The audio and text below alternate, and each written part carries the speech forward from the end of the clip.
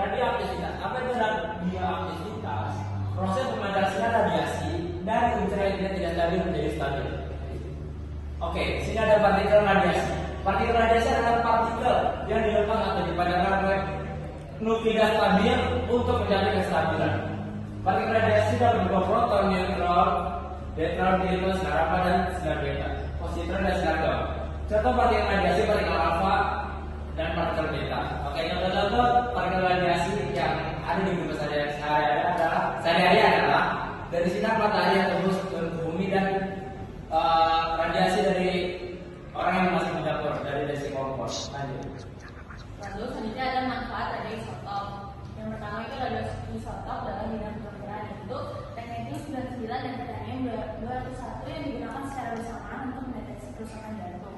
Lalu ada iodium 123 yang digunakan untuk mendeteksi kerusakan pada otak dan gangguan pada ginjal.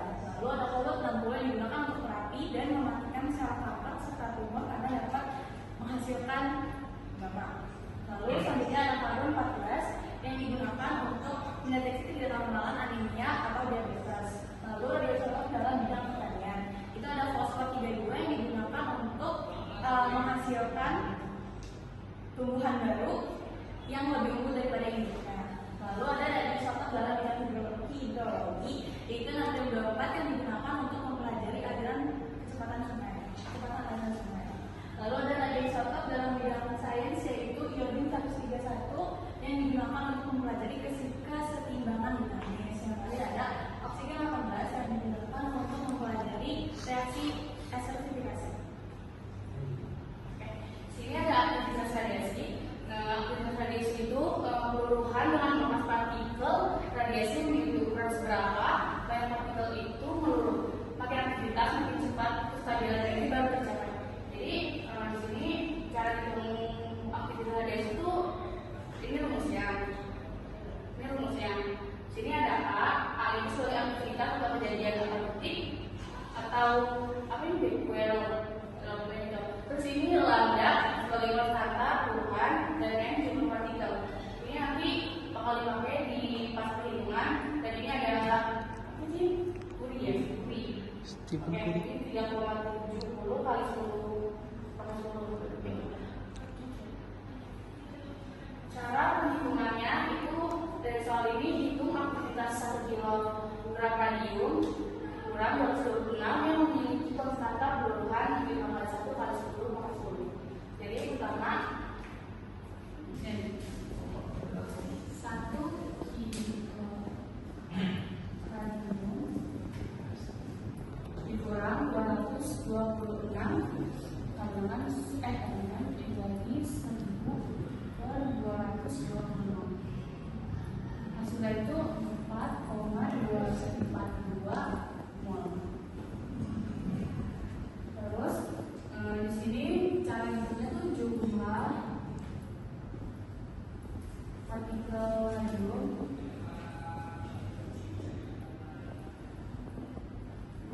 N sama dengan mol dikali Na. Jadi di sini dimasukin 4,242 dikali 6,62 itu dari yang tadi rumus yang tadi yang di slide sebelumnya. Sini ini hasilnya 2,663 kali 10/24. Terus cara hitung aktivitasnya itu ada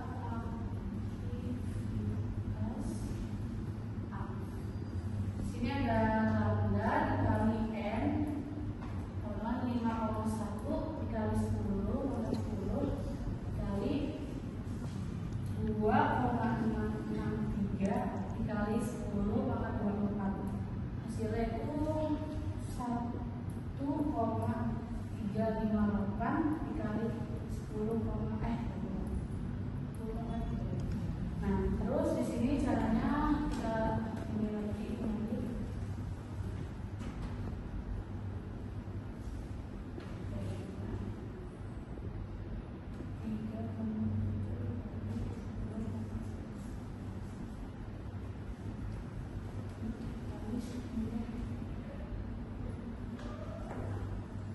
Ini hasil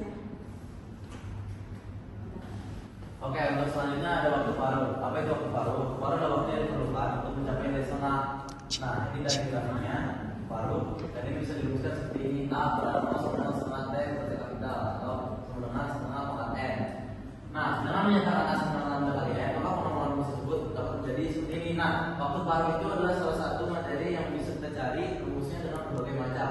Misalnya diketahui ada N sama M0, kita bisa pakai ini. Kalau yang diketahui ada ini, N sama N0, kita bisa menggunakan ini dengan N sama dengan jumlah partikel atau jumlah beda, dan M sama dengan masa beda atau masa isotop. Oke, untuk contoh soalnya, suatu radioisotop masanya 8 gram, tersimpan selama 40 hari. Jika waktu paruh radioisotop 10 hari, maka radioisotop yang masih tersisa adalah, oke, dari soal ini kita bisa mendapatkan data ketahui N0 atau jumlah zat molekular yaitu 8 gram. Lalu ada T, waktu peluruhan. Waktu peluruhannya itu ada 40 hari. Lalu selanjutnya ada T setengah atau waktu paruh. Waktu paruh radioisotopnya itu 10 hari. Nah, yang ditanya radioisotop yang masih tersisa, maka yang ditanya itu NT. Jawab. Oke, untuk pengerjaannya kita bisa menggunakan rumus ini guys ya. NT per N0 sama dengan 1/2 pangkat T dibagi T setengah. Oke, kita pindahkan yang mana ke sebelah ruas yang lain. Jadi NT sama dengan N0 kali setengah pangkat T per T setengah atau waktu paruh. Lalu kita masukkan angkanya. N0 itu 8 dikali setengah pangkat waktunya ada 40 dan waktu paruhnya ada 10 hari. Oke, jadi NT sama dengan 8 kali setengah pangkat 4. Oke, kita lanjut. Jadi NT sama dengan 8 dikali 1/16. Maka jumlah zat yang tersisa itu 0,5 gram. Ya, selesai.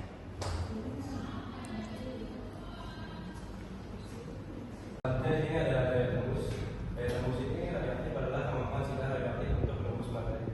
Ketika menembus bahan yang dilewati, intensitas kekuatan sinar akan berkurang seiring jarak tembusnya. Nah, di sini ada rumusnya. Di 0 terdapat abrasi media dari intensi radiasi X kekebalan mu koefisien kelemahan dengan menggunakan persamaan jelas, maka saat mencapai skala akan menjadi ini. Dengan demikian kita bertujuan bahwa atau ini dengan N sama dengan X BL. Ya, lanjut. Berikutnya ada urutan daya tembus sinar. Dari yang paling kuat itu ada sinar gamma, sinar beta, dan sinar alfa. Nah, mengapa demikian? Karena setiap partikel dari sinar ini memiliki daya ionisasinya masing-masing. Nah, kalau diurutkan daya ionisasi dari yang paling kuat itu ada sinar alfa, sinar beta, baru sinar gamma. Nah, daya ionisasi itu apa? Daya ionisasi adalah kemampuan suatu partikel untuk menarik partikel-partikel lainnya. Nah, di sini ada satu soal.